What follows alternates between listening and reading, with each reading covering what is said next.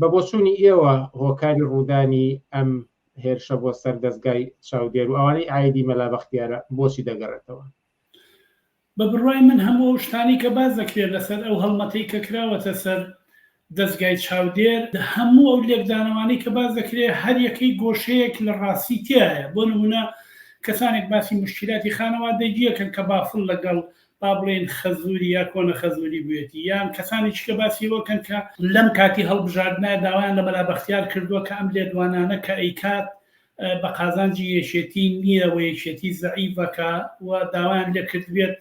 کە بەشداری بکات لە هەڵمەتی هەڵبژاردن بۆ یەکێتی و ئەویش قبوڵی نەکردبێ، یان لانی کەم داوایان لێ کردبێت کە لەم کاتەیە کە نزیکی هەڵبژاردنەوە یەکێتی لە نێو قەیرانێکی زۆرە و مەترسی ئەوەی هەیە کە دەنگەکانی هەتا بەپی لێکدانەوەکانی مەلا بەختیار دەنگەکانی کەم بێتەوە یا خەڵک کەم دەنگی پێبا بەشێکی گەڕێنەوە بۆی کە مەلا بەختیار لێدوان لە دژی یەکێتیەدا، بەشێکی کەی باسی ئەمەی کۆمەڵاکەن کە بۆی دابپۆشتێ بەو هۆیەوە کە یەکێتی لە نێو قەیرانێکی خنچێنەری سیاسی و چێشمەکێشێکی بەهێز کە هەیەی لە بەرامبەر پارتیە و چێشمەکێشێک کە کولی بزوتنەوەی کوردایەت یەکێتی و پارتی لە بەرامبەر دەوڵەتی مەرکەزیە لە بەرامبەر حکوومەتی عێراقیە هەیەە بێ ئاسۆییە کە بەسەڵاتی یەکێتیەوە بێ ئاسۆی یەک زاڵە و سەرنجام وای کردووە کە هەموو ئەوانە گۆشەیەک لە ڕاستی تیا بن بۆیە بە هەموو لایەکە پەلا هاوێ، ینی تۆ تماشاکە خۆ هیچ جۆرە ئۆرگانێکی حیزبی لە نێوێکێتیان نەماوە، بافڵ تاڵەبانی بۆ خۆی لەسەری سەرەوە دانیشتووە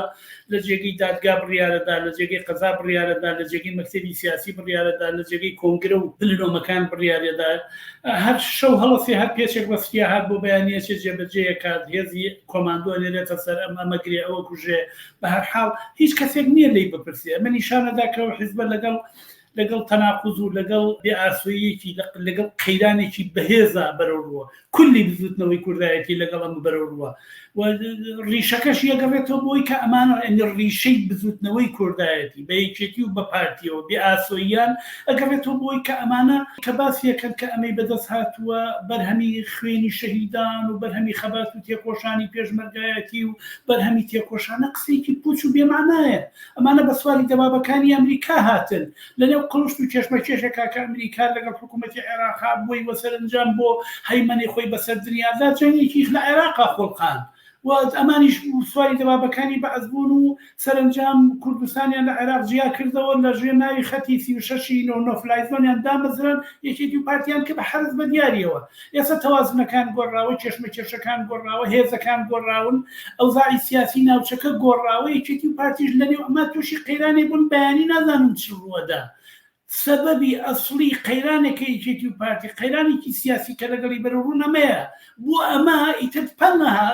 هینەکەن طبعا کە حزبێکی سیاسی لەگەڵ ئاسۆی سیاسیە بەرەو ڕووبوو ئیتر لە هەموو لایەکەەوە شەبقی تێبێ ئاسۆ نبینێ نازانێ بەیانی چی ئەگوزەرێ بۆ ئەمانە پەلە هاوێ بەم لاولایە گۆشەیە لەمانە یەکێکی کە جارێکی کە ئەمە چاودێر یەکێکی بوو بە یەکێکی کە لەو پەڵەڕەشانە بەناوچەوانی مێژووی یەکێتی نیشتیمانی کوردستانەوە کە نە ئەمە ئاخیرە بێت و نە ئەوەڵیش بووە مێژووی یەکێتی لێوان لێوە لە هێرش بۆ سەر ئازادی سیاسی بۆ ئازادی ڕادەت بڕین بۆ تەسفی حسابی هەتا جەستەیی ناوڕیزەکانی هەتا خۆشیان ئەمەش گۆشەیەکی ترە لە هێرشکردنەوە حزبی کۆمۆنیستی بۆ دیفاع لەمە وەکو ئازادی ڕادەت بڕین پشتیوانی لێکرد دیفاعی کرد لەوەی کە نابێت و دەستگایدا بخرێ هەڵێکە بۆ بەرتەسەکردنەوەی ئازادی سیاسی لە زۆر ڕۆ ئەکرێ سەرم بابەتە قسە بکەین بەڵام ئەوەی کە بۆ من لێرەدا ئەمێ قسە و باسی لەسەر بکەین بەشێک لەو کاردانەوانە و قسە و باسانەیە کە بە دوای داهاو بابەتێکی زۆر سەرنجڕاکێش ئەوەیە لەسەر خودی یەکێتی قسە ئەکرێت بەشێک لە مەلا بەختیار و کەسانێک کە هاتوون پشتیوانی لێ دەکەن باز لەو دەکەن کە ئەمەی تر یەکێتی جاران نییە ئەم یەکێتیە گۆڕاوە و کۆمەڵێک دەلیل دەهێنەوە کە بۆچی ئاواهەیە بە بۆچوونی تۆ ئەم حیزبە چەندێک گۆڕاوە لە ئەوەی کە ئەم بەرپرسانی پێشووی یەکێتی باسیەکەن دەموچاوەکان گۆڕاون تەوان دەموچاوەکان گۆڕابێتن کردەوە ئەوانش دەگۆڕێ بەڵام لەسەر یەک خەتە منی ژەو لێدوانانی کە پێشووتر کە لە ئەنجامی ئەوە هاتوۆتە پێشەوە بیستومە بە تایبەت مەلا بەختیار خۆی کە لە چەندین مناسبە قسەی جۆرا و جۆری کردووە پێم باشە کە لەسەروانە بوەستین و لەسەروانە قسە بکەین بەدبەختی مەلا بەختیار لەم کێشەیەدا ئەوەیە کە دوو کەس هاتوون دیفاعی لێکەن یەکێکیان فەریدون عەبدولقادرە و هیچێکیان سالار عەزیزە. فەریدون عەبدولقادر بۆی کە بزنسەکەی بڕوات دەمێ نێچیروان بارزانی برادێتی، دەمێ مەسعود بارزانی خاوەن قەزیە و سەرۆکی کوردستانەوە توانێ هەموو کێشەکان چارە سەرکە بۆی بزنسەکەی بچەرخێت لەگەڵ مەسرور بارزانی برادر و ڕەفیق و ڕسمیان هەیە، بۆی بزنسەکەی بچەرخێت لەگەڵ یەکێتی و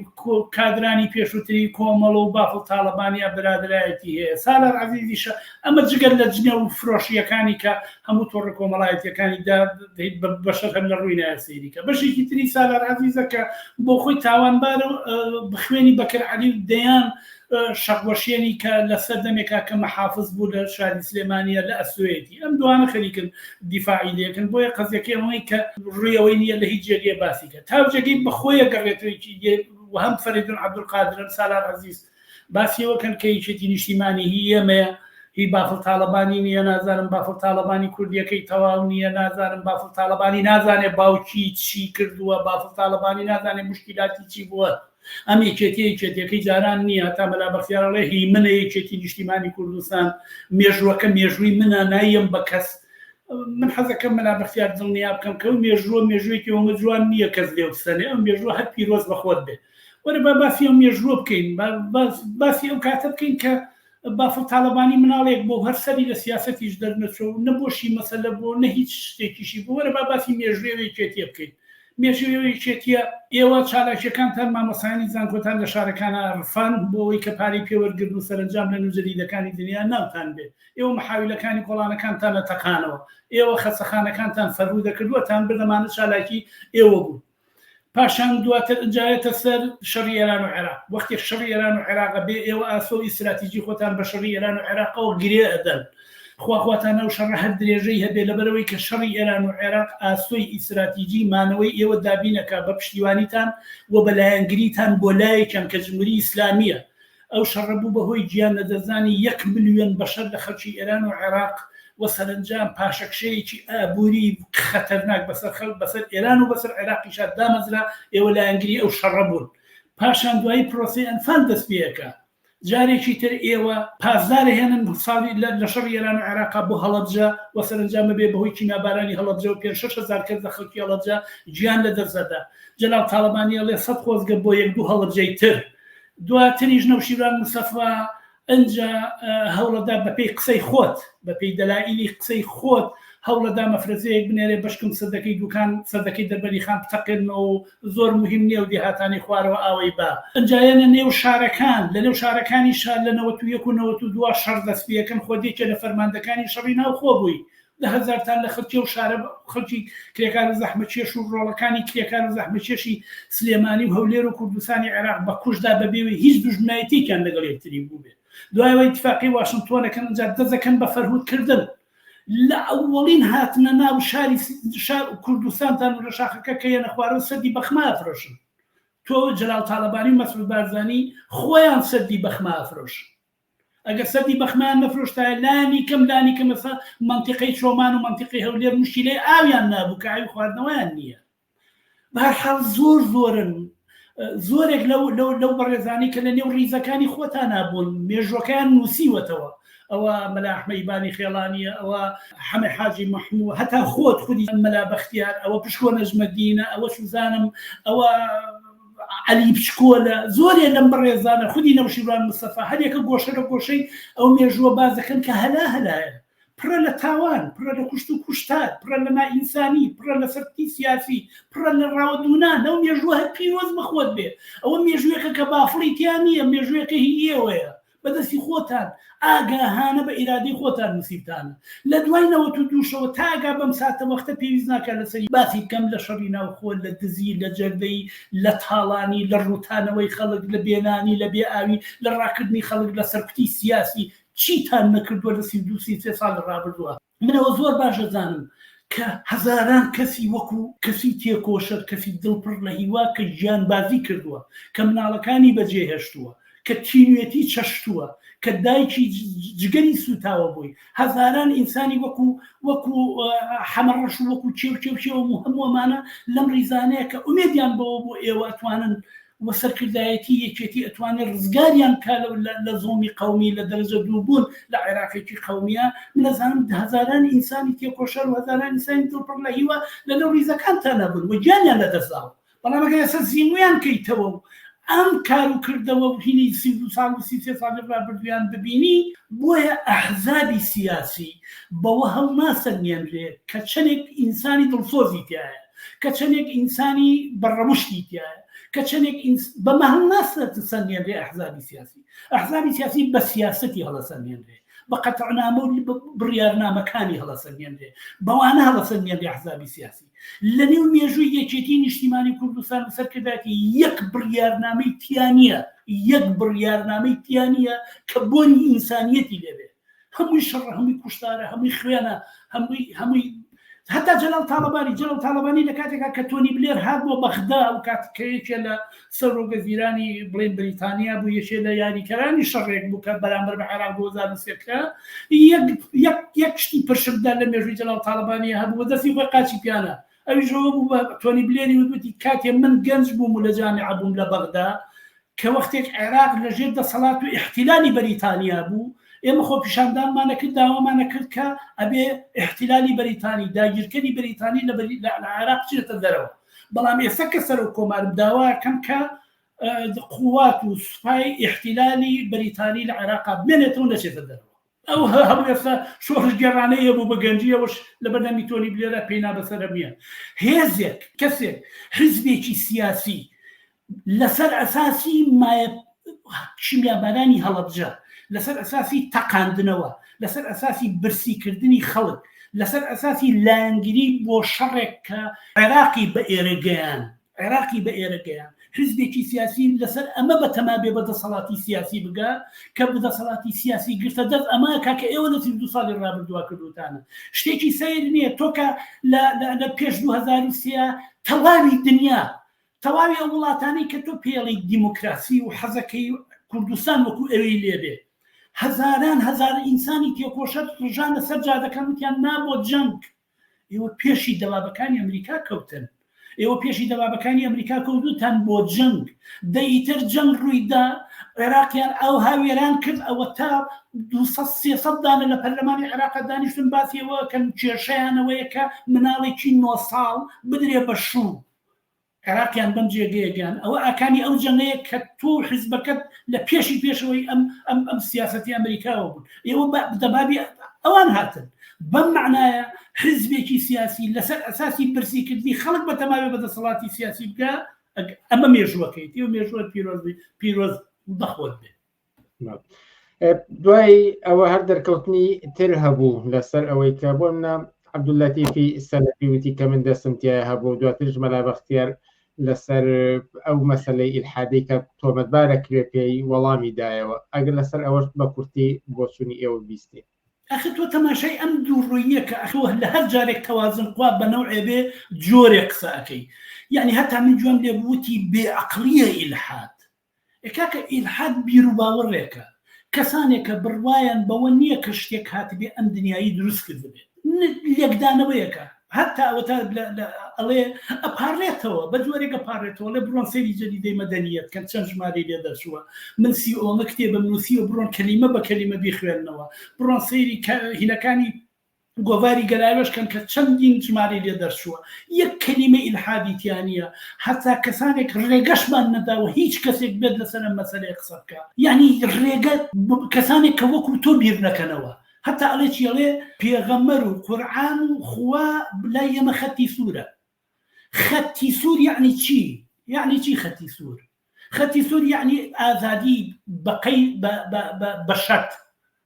آزادي بشرط يكتو يترى ما دابران لتشي چه دابرانك ده آزادية ريقة بخلق هر جورة كبيرة كاتو قصبك أو عبد اللطيف سلفي بمجب اليد الرازينية يعني حتى أو خط سوراني تودانا وبمجلية الرازينية هشتا زورتن شي تبيشو تو من جاري كان جمله بوت كبر هم صالح خوي كانديد كله بصر كوماري عراق من يجلسوا مخوم كانديد كان بس طبعا اگر خو كانديد كده تو عمريك وحاجه قرزاره بيو كاتب الرسم بقرتايو جلكاني شو لبر كده لو زي كان شابلاو كده تو چونکە کردیانە بە سنت نازان بۆ پارە خواردنیە بۆ هەچیەکە حەجێک و سنەیەگە بێ بکە سەر و کۆمان کاچێت کە ئەچێ بۆ کۆشتی کۆمانی بەم معنایە خەتی سوور یعنی ئازادی بە شەرتی چەقۆ بەهەرحاڵ ئێمە وەک حزبی کۆمۆنیست کە دیفاعمان کردووە لەوەی کە ئەو هێرشەی هەڵکوتانە سەر دەستگای چاودێر هێرشە بۆ سەر ئازادی بیرروڕا بۆیە مەحکومە ڕەبتی بەوە نییە کە لە ناو جەریدەکە و لە نێو چاودێر و لە نێو گەلاوێژە چی نووسراوە بەهەرحاڵ ئەم جۆرە لە ڕیاکاریە کە مەلا بەختیار لە بەرامبەر سەلەفیەکان و لە بەرامبەر ئیسلامی سیاسیایی کە هیچ ئەرزشێک یان با بڵێن ناوەڕۆشێک نایەڵێتەوە بۆی بۆ ئەو دیموکراسی کە باسیەکەی بۆ ئەو دابڕانەی کە باسیەکەی بۆ ئەو لیبرالیزمەی کە باسیەکەی بۆ ئەو چەپبوونەی کە باسیەکەی ئەمە چەپی سەلەفی ئەمەی تۆ باسیەکەی بەم خەتە سوورەوە چەپی سەلەفیە بە بڕوای منەوەی تۆ بەڵام سەلەفیەکەی تر زۆرتر ڕووی لە مەلا عەلی باپیرە ڕووی لە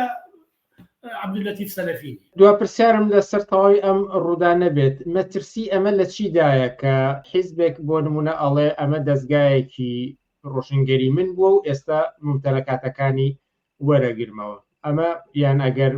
هەر چینێکی تر بوو بێت وەریگرێتەوە هەر بابەتێکی تر بێت تایبەت بۆ حیزبە وەریگرێتەوە ئەمە مەترسەکەی لە چیە تاوەکو باس لە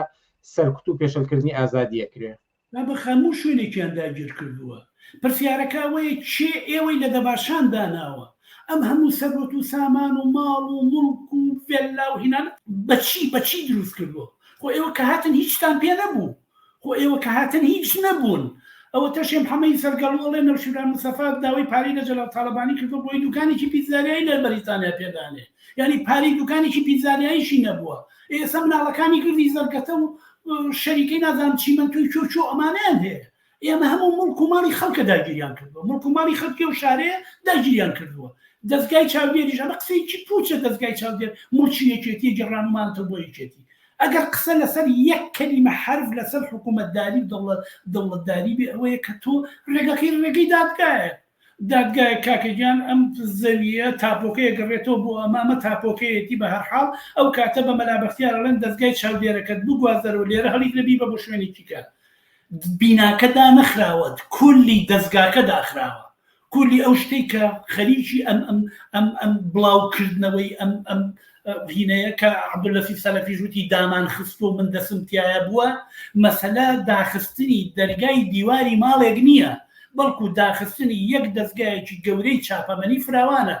جا مەلا بەختیار خۆی ئەزانێت کاتی خۆی کە چواردەی حەوت هێرشیان کردە سەر حزبی کۆمۆنیست لە ڕادیۆ لاوانی سویدەوە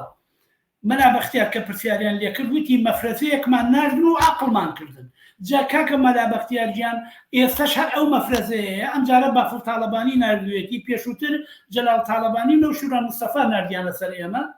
ئێستا لە زەمەنێکی ترە و لە کاتێکی ترە هەر ئەو مەفرەزەیە نردویانەتە سەر ماڵەکەی تۆ و نردویانەتە سەر دەستگای چاودێر پێش ئێوەش نردیانە سەر حزبی کۆمۆنیست نردیانە سەر جەریدەی بۆ پێشەوە نردیانە سەر ڕادیۆی بۆ پێشەوە دایان خستن بە هەرحاڵ بەسەرکوت ئەم دەسەڵاتی سیاسیە لە کوردستانە ئەتوانێت بڕوات و بمێنێتەوە نەک بە سیاست بەسەرکوت ڕوا